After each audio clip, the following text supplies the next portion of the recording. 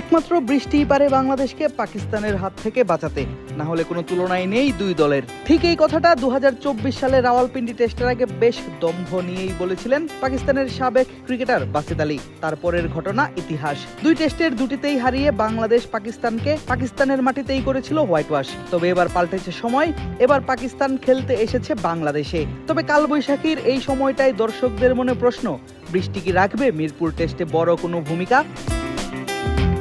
গত কয়েকদিন ধরেই বাংলাদেশের বিভিন্ন অঞ্চলে হচ্ছে বৃষ্টি, আছে কালবৈশাখীর তাণ্ডবও। গত নিউজিল্যান্ড সিরিজেও বৃষ্টির কারণে পরিত্যক্ত হয়েছিল দ্বিতীয় টি-20, কমানো হয়েছিল তৃতীয় টি-20-র ওভার। তবে আবহাওয়ার পূর্বাভাস বলছে কিছুটা স্বস্তিতেই কাটবে 5 দিনের মিরপুর টেস্ট।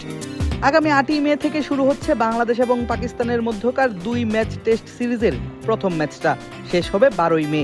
আবহাওয়ার পূর্বাভাস দেওয়া জনপ্রিয় ওয়েবসাইট AccuWeather বলছে 8ই মে শুক্রবার সারাদিনই ঢাকা শহর থাকবে রৌদ্রোজ্জ্বল, তবে সন্ধ্যার পর হানা দিতে পারে বৃষ্টি, সেই সম্ভাবনাও মাত্র 5%। পরের দিনের আবহাওয়া থাকবে আরও ভালো। 9ই মে ঢাকায় বৃষ্টির সম্ভাবনা 5 থেকে কমে নেমে আসে 3%-তে।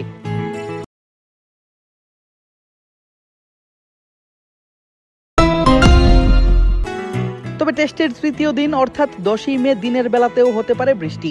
আকাশে সূর্য থাকলেও থাকবে মেঘের উপস্থিতি, সেই সঙ্গে বৃষ্টির সম্ভাবনা অর্ধেকের বেশি অর্থাৎ 57%। সঙ্গে আছে বজ্রপাতের সম্ভাবনাও।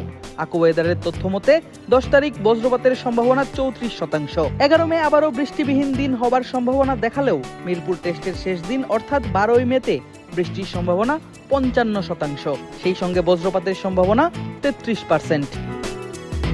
টেস্টের 5 দিনই রাতে বৃষ্টির সম্ভাবনা থাকলেও মোটামুটি দিনের বেলা আকাশ থাকবে পরিষ্কার, ফলে বিঘ্ন ঘটবে না ম্যাচের মাঝে। আর বৃষ্টি হলেও চিন্তার কারণ নেই দর্শকদের, কেননা বৃষ্টি থামার কিছুক্ষণের মাঝেই মাঠে গড়াতে পারে ম্যাচ।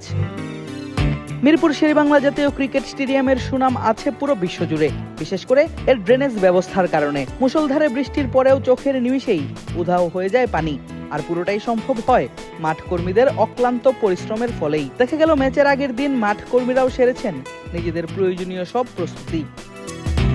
প্রথম ম্যাচ ঢাকায় অনুষ্ঠিত হলেও 16 তারিখ থেকে শুরু হওয়া দ্বিতীয় ম্যাচ গড়াবে সিলেটে। সেখানে আছে বৃষ্টির প্রচন্ড সম্ভাবনা, তাই প্রথম ম্যাচ মিরপুর টেস্টের দিকেই সবার নজর। দেখার পালা আবহাওয়ার পূর্বাভাস সত্যি হয় কিনা, দর্শকরাও নির্বিঘ্নে উপভোগ করতে পারেন কিনা ম্যাচ, নাকি প্রযুক্তিকে হার মানিয়ে বুড়ো আঙুল দেখিয়ে প্রকৃতি দেখায় নিজের শক্তি।